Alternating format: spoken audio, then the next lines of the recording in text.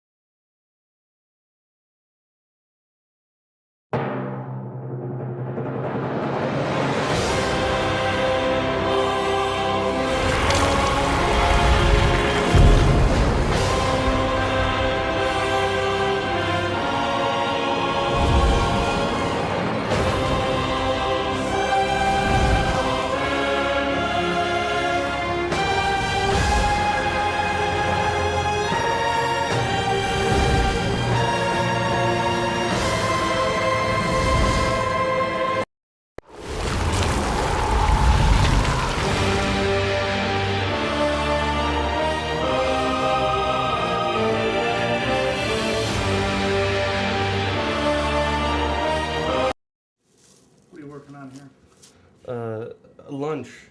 This is a monumentous occasion. This is the first lunch I'm gonna make and take to work, because so far multiple people at work and my mother have told me to stop missing lunch because meetings tend to go long and I never get a chance to eat.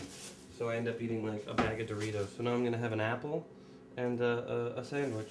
This is my first title as game director. First time in the chair of game director.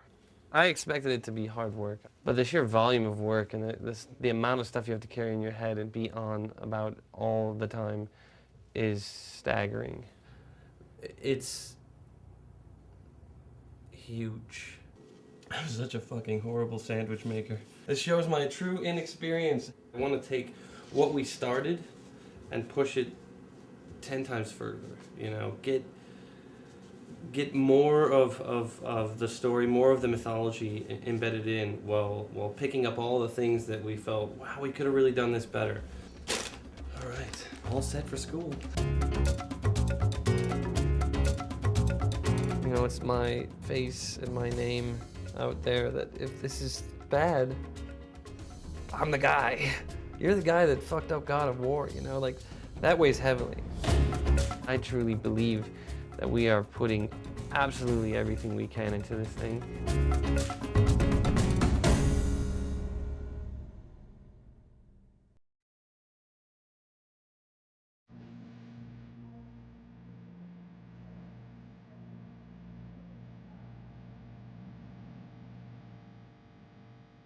First, want to apologize for my voice. It's a little rough. I was in Phoenix yesterday watching a football game, so you'll be cracking on and off. Go Rams. Where's Ken?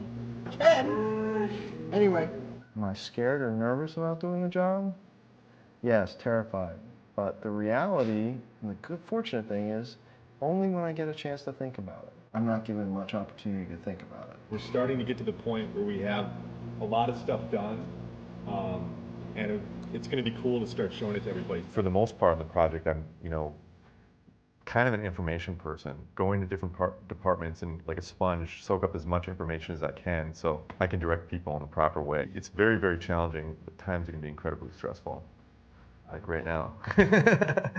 Let's get back to it. It's Rita calling from Sony. In terms of our new leads in the departments, and they're rising from a senior level environment artist to an art director, from an art director to a producer, from a lead animator to a game director. It's really a testament to the level of skill that each individual brings, that they have that multifaceted background, or at least the drive to pursue something and pursue it at 110%. So you can't jump onto the chain until you activate it. The way a game director works at Sony, you gotta have your hands in everything. Maybe much to the dismay of some of the other people, you're the quality control, you're the check to make sure that everything stays within the realm, the mythos that we've created with God of War. I'm in meetings right from when I get in, probably till about 7 or 8, sometimes later than that at night, and then I actually have other work that I have to get done, instead of just sitting around talking like a gas bag. So it sounds like I'm bitching about it, but you know what? It's not, I'm totally into it. I love it, but it's definitely bigger than I had ever imagined. One of the biggest new elements I've had to mentally deal with is the idea that as a producer, you're essentially everyone's boss, so you do wield a considerable amount of quote-unquote power. From the creative side of things, it's probably the one thing I have to constantly put a check on. From where I came from, I was way more involved in the creative. That's nice. As a producer, every time I make a comment on the creative, I have to make sure that I'm cautioning it with the idea of, hey look, this is one creative mind coming to you with an opinion. This scene is so fucked up, it doesn't, it's like, where do you start? There's a lot to be learned about just interacting with people and keeping my cool as much as I can, and not trying to offend people. Like on the last project, and up until I started as an art director, I was very blunt and kind of, sometimes I might have had kind of like, a fuck it attitude, but now I have to be a lot more political about things. And it's actually like, the more I do it, the more I understand it, the more I enjoy it. Something that we decided when we originally started the Santa Monica studio was to go for a very open plan office, so that everyone sits in an enormous room. There are very low dividers between different people's desks. We try and keep people sitting next to the people that they are directly working with. So, the combat guys have most to do with the animators, so they sit next to the animators. Production's sat slap bang in the middle of the floor. They basically can see everyone moving around. Everyone is near to the production department. The programmers are all sitting next to each other, and we sit near to the technical artists because they're people that we spend an enormous amount of time communicating with.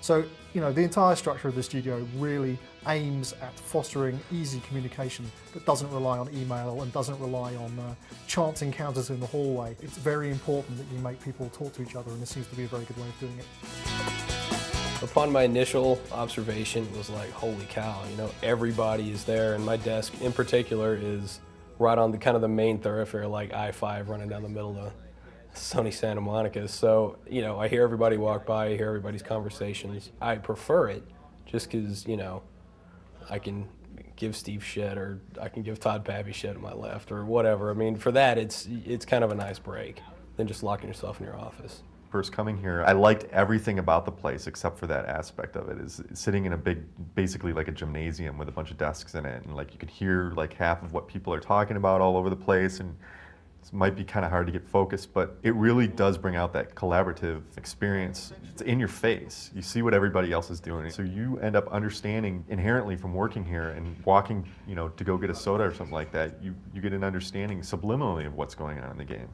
When we want to get something in the game as simple as Kratos, the main character, goes up to a giant column in the world and grabs it, and then when the player rapidly presses the circle button, he's going to be able to go like pull on it, and then successfully pull the column down while the column breaks and shatters. There's enemies on top of it that end up falling and dying. Just that one sequence alone, you have to involve the level guys, because they basically have to create the space in which it takes place in. Those level guys will also be modeling the column. Animation has to wait until that column gets designed. Then effects have to get put on it. Then a designer has to put it in and attach it to the buttons. And then a sound person has to come in and attach the sounds on top of that.